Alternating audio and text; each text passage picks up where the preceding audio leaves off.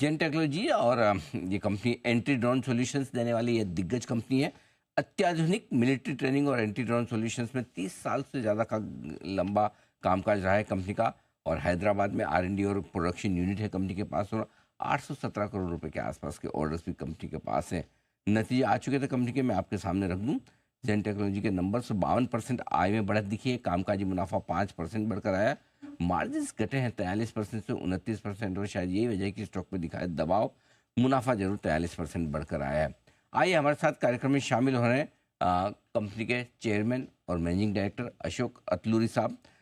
Sir ने उस्मानिया university से economics और अकाउंट्स में बैचलर्स की डिग्री हासिल की है। अप्लाइड कंप्यूटर साइंसेज में आपने पोस्ट ग्रेजुएशन डिप्लोमा भी किया है।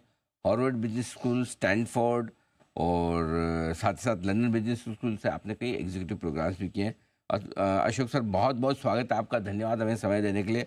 समझाए सर नंबर्स को, जहां टॉप लाइन ठीक दिख रही है, मुनाफा भी ठीक दिख रहा है, लेकिन मार्जिन पर बड़ा दबाव आया है जो शायद बाजार को कम पसंद आता दिखा है। क्या हुआ है ऑपरेशनल फ्रंट पर, समझाइए सर। वो प्रोडक्ट हमारे दो प्रोडक्ट लाइंस हैं अनिल जी। एक है एंटी ड्रोन सिस्टम, दूसरा है ट्रेनिंग सिमुलेटर्स। हम्म। जब एंटी ड्रोन सिस्टम्स हम रिसेंटली एंटर किया है, हमने 2018 में R&D स्टार्ट किया था, 2022 में हमने बेचना शुरू किया था उसे। तो उसमें थोड़ा एग्रेसिव प्राइसिंग है, हमारे मार्जिन्स कम है उसमें, तो ये प्रोडक्ट मिक्स की वजह से होता है। बट आई थिंक हमारे मार्जिन्स जैसा इकोनॉमिक्स ऑफ स्केल जैसा बढ़ेगा, हमको थोड़ा इंप्रूव हो जाएंगे मार्जिन उसमें भी। बट ओवरऑल हमने यही बोला है कि अपने इन्वेस्टर्स को कि और ऑन अ ईयरली बेसिस हमारा 35% एबिटा मार्जिन रहेगा, ऑन एन एवरेज, और 25% पैट मार्जिन रहेगा। वो मार्जिन 9 मंथ्स रिजल्ट्स देखेंगे तो we are on target with those 35 and 25% margin. Okay, तो क्या ये समझे कि सर वापस से आपके मार्जिन 40 से 45% की रेंज में आ जाएंगे अगली तिमाही से? जी आ जाएंगे। लास्ट ईयरली रिजल्ट में पक्का 25 and 35% पे आ जाएंगे। 25 वो तो अभी भी 29% ही है, तो मतलब यहाँ से मार्जिन इंप्रूव होने का स्कोप नहीं है। अपनी फैट मार्जिन 25% रहेगा, ओके। हमने वही बोला है। एबिटा 35% रहेगा। एबिटा 35% के आसपास, ठीक बात है। अच्छा सर बताएं, इस क्वार्टर में कितने नए ऑर्डर्स जोड़े हैं आपने, टोटल ऑर्डर बुक कितनी है? अभी ऑर्डर्स अभी आने हैं, हमको शुरू होंगे Anil ji. We expecting orders अभी, और Q1 में ऑर्डर्स अभी 800 करोड़ का पाइपलाइन है हमारा। We are expecting that to be realized अभी ये Q4, Q1 और Q2 में आ जाएंगे। हमको वो विश्वास है, वो डोमेस्टिक ऑर्डर्स होंगे। थोड़े एक्सपोर्ट में भी एफर्ट जा रहा है, उसको उसको क्वांटिफाई नहीं कर पा रहे हम। हम्म। ओके।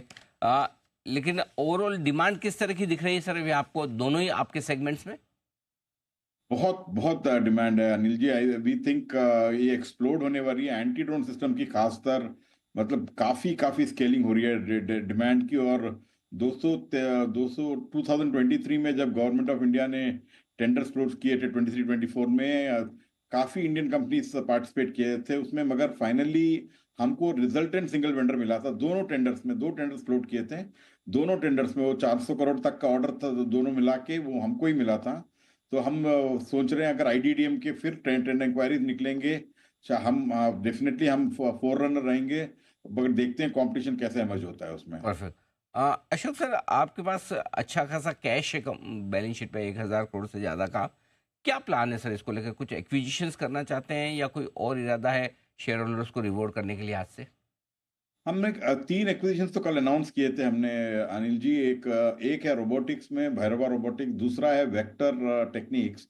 ये लोग BLDC मोटर्स और इंजन और प्रोपेलर्स बनाते हैं ड्रोन के लिए। आपने रिसेंटली देखा होगा एक न्यूज़ आइटम के चाइनीज आइटम्स इंटीग्रेट किए जा रहे हैं, तो एक्चुअली वो बहुत ही दुखद घटना थी और गवर्नमेंट ने कैंसिल कर दिया था ऑर्डर। तो ये अगर फ्यूचर में नहीं होना चाहिए, तो इकोसिस्टम पे हमने फोकस किया है। और ये जो ड्रोन होंगे, ये आइंदा हमको लगता है 40-50% वैल्यू ऐड इसमें होगा। और इंडिया में हम ही ये सिर्फ वेक्टर टेक्निक्स वाले कर पाएंगे, और उससे हम एक्सपोर्ट भी करने वाले हैं, डोमेस्टिक ही नहीं, एक्सपोर्ट भी है आइडिया। तीसरी एक्विजिशन जो की है वो 130 करोड़ की है, वो है ARI, एडवांस रिसर्च इंटरनेशनल है। ये नेवल सिमुलेशन में है। ये तो नेवल सिमुलेशन में हम अभी तक आर्मी सिमुलेशन में फोकस कर रहे थे, बट ये मेरीन सिमुलेशन में थे। मेरीन और नेवल में फर्क यह है कि मरीन कमर्शियल यूज होता है, नेवल आर्म फोर्सेस के लिए होता है।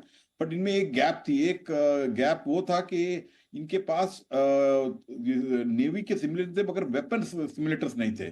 तो हमारे पास वेपन सिमुलेटर्स हैं, मेरीन सिमुलेटर्स नहीं हैं। तो हमारी सिनर्जीज काफी आएंगे। और हम इवन हालांकि हम हमेशा फोकस रहते हैं हमारे फ्रेंडली नेबर्स उत्तर की तरफ, उत्तर और ईस्ट एंड वेस्ट में जो हैं। बट एक्चुअली हमारा वेल्थ, ग्रेटेस्ट वेल्थ हमारा है। अगर अर्थ, आप इंडिया को ये वर्ल्ड का मैप घुमा देंगे, आप इंडिया को एक छोटे से डायमंड की तरह देखेंगे और बाकी सब ब्लू ब्लू ब्लू दिखेगा, वो इंडियन ओशन है। वहां पे हमको फोकस करना चाहिए था। अभी हम, मेरे ख्याल से ये कनेक्शन के साथ हम ट्रेनिंग में एब्सोल्युटली नंबर 1 बनना चाहते हैं। अभी नंबर 3 है उसमें। तो नेवल सिमुलेशन में will be a big bang entry. और हम इंडिया में ही नहीं, फॉरेन कंट्रीज में भी बिड करने लगेंगे ARI के एक्विजिशन के बाद।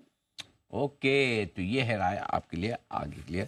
बहुत बहुत धन्यवाद सर, हमें समय देने के लिए और विस्तार से नतीजों पर बातचीत करने के लिए। सबसे बड़ी बात, अपने शेयर होल्डर्स को कॉन्फिडेंस देने के लिए। तो बिल्कुल ये क्वार्टर भले ही नंबर थोड़े से आपको मार्जिन फ्रंट पर ढीले दिख रहे हो, लेकिन मैनेजमेंट पूरा कॉन्फिडेंट है पूरे साल का गाइडेंस हासिल करने के लिए और मार्जिन यहाँ से बेहतर करने के लिए। आइए इसी के साथ शॉर्ट टर्म पिक्स का वक्त, जेन साहब बताएंगे अपनी पसंद का शेयर।